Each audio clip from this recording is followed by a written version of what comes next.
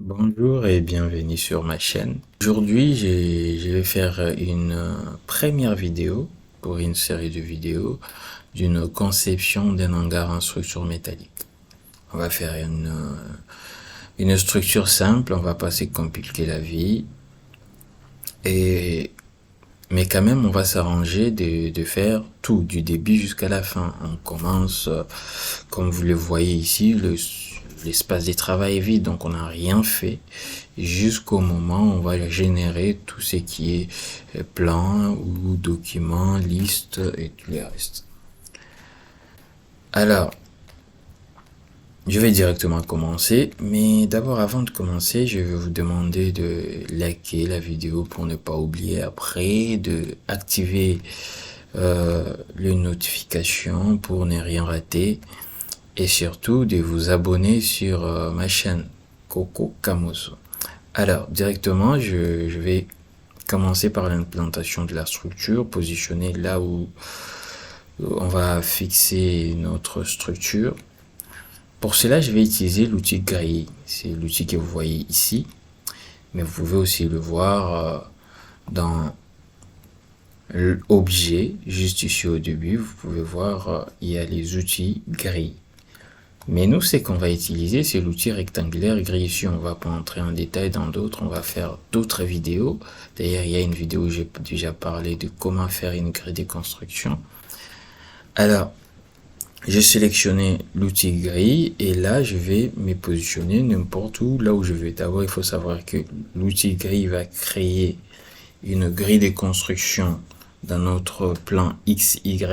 Ici, on est sur un système de coordonnées générales. Et là, vous pouvez commencer directement ici à l'origine.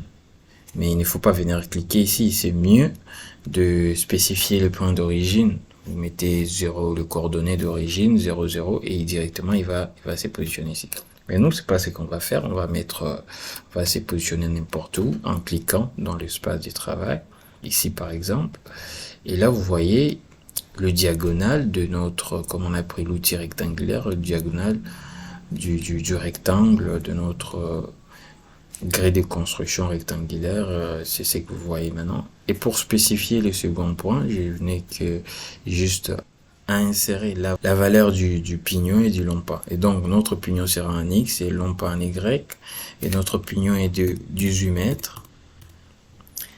Et pour passer au long pan, il faut faire virgule. C'est pas comme l'outil rectangulaire où on fait tabulation. Il faut être prudent. Donc, on va faire un pignon, un long pan de 30 mètres. Et on valide, on a notre grille de construction. Et vous voyez que les fils sont là déjà, mais on va un peu paramétrer pour avoir quelque chose qui reflète un peu ce qu'on recherche. Donc on va venir sur la grille de construction, on va double-cliquer et la fenêtre pour paramétrer vient de s'ouvrir. J'ai commencé par les lignes qui sont parallèles au pignon. Et donc vous voyez parallèle au pignon, donc le long pan est de 30 mètres, le pignon 18 mètres, tout est bon, mais je pars dans la séquence et c'est ici que je vais changer, je vais faire des espacements entre fils de 6 mètres, donc pour avoir du travers des 6 mètres. Et donc, on met 6 mètres ici. Donc là, vous voyez, le nombre de fils change. Je suis sur 6 sur 30 mètres, donc ça devient 6 fils. Et là, c'est bon. Pour le long pan, je trouve que non, les 3 fils, les 4 fils, ça me va. Je peux venir toujours cliquer ici aussi pour modifier si je veux modifier, mais c'est pas... Je trouve que là, ça me va quand même. C'est bon pour la grille de construction. C'est déjà là où je vais positionner ma structure. Alors, pour poursuivre, je vais dessiner ma structure. Mais il y a plusieurs manières de le faire. Et la plus simple serait de dire que non, on va construire, on va dessiner le poteau et les traverses et les assembler. Heureusement, Advanced, il a encore plus simplifié la chose. Et on a un outil ici. Vous voyez l'outil qui est là, c'est l'outil portique. Vous voyez ici dans modification, ici au-dessus on a l'outil portique. avec deux versants. Comme nous, on veut faire deux versants. Vous pouvez trouver en dessous l'autre outil qui a l'outil portique toujours, mais avec un seul versant. Nous, on va utiliser l'outil portique avec des versants. Je clique et il me demande de spécifier le premier point, là où sera le premier poteau de ma portique. Et je clique ici, je me rends de bien m'accrocher, je clique ici aussi. Il me demande de spécifier le deuxième point, donc je clique ici.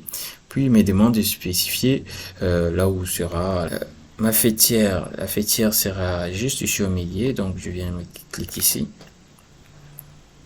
Et là, il me génère mon portique comme je le voulais. Et je vois qu'il concorde quand même assez bien à ce que je suis en train de rechercher, mais pas totalement. Je vais un peu paramétrer, changer, par exemple le type de profil et tout le reste. Donc je vais entrer directement dans la fenêtre pour paramétrer, la fenêtre qui s'est ouverte directement. Et là, je vois que ma longueur est comme il faut, comme j'ai positionné les deux points.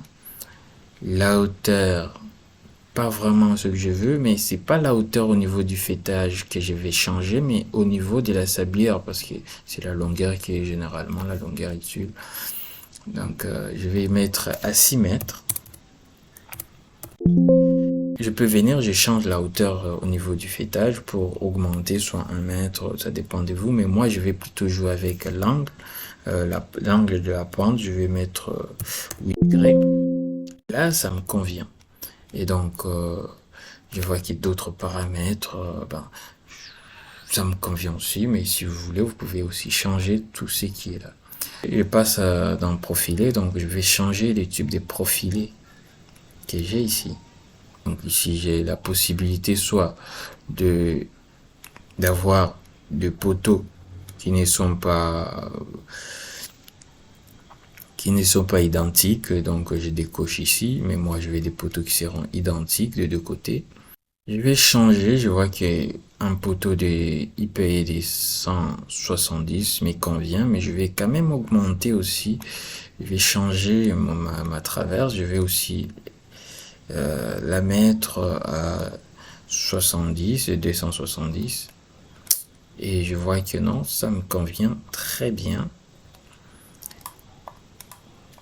Alors, ce que je peux aussi changer après, je vais juste montrer, vous voyez la position du portique, il s'est placé juste au milieu du point où que j'ai sélectionné, mais je peux modifier ici dans position, il peut modifier, il peut entrer à l'intérieur, il peut aller à gauche, à droite, comme vous voulez, en fonction de ce qu'on va choisir ici. Vous voyez, par exemple, là, il est à gauche, il est au milieu, je vais le mettre à l'intérieur de les deux positions qu'on a spécifiées.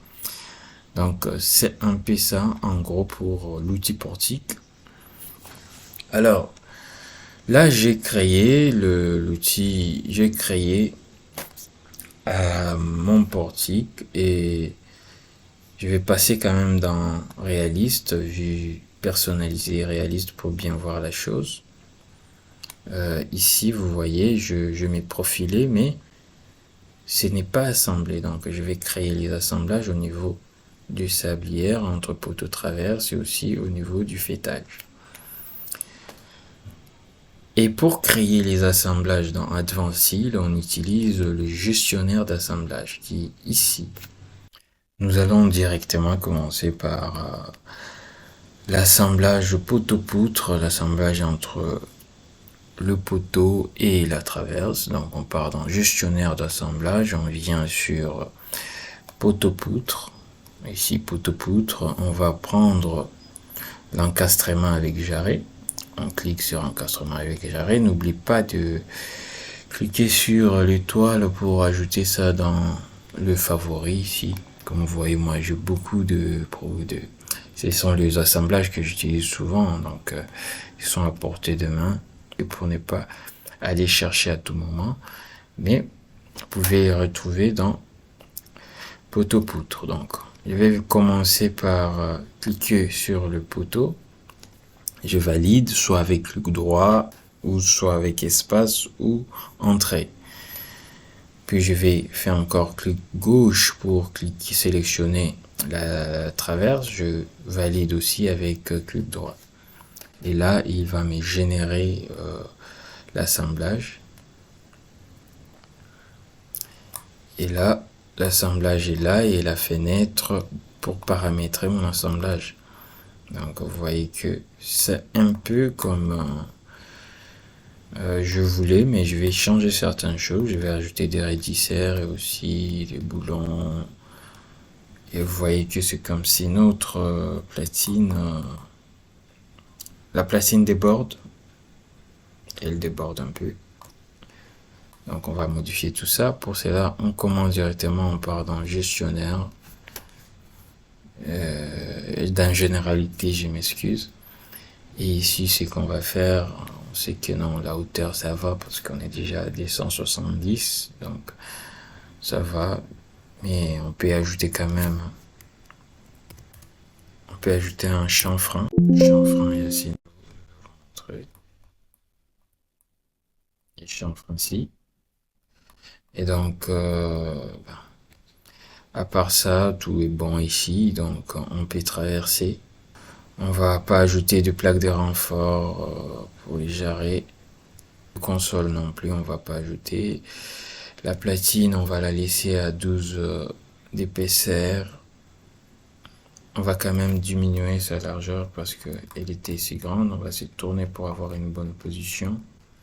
Et comme on connaît que notre poteau et la traverse sont des IP de 270, donc on va mettre à 135 pour avoir une largeur qui est la même largeur que les ailes. Et on passe pour la coiffe directement. On va aussi changer seulement la largeur. On peut changer aussi l'épaisseur, c'est trop gros. Coiffe. Là c'est bon, on passe au boulon. Pour le boulon, on va prendre le boulon M20. On va aller sur la norme qui est là, la classe, on va laisser comme ça. Mais si vous voulez, vous pouvez changer.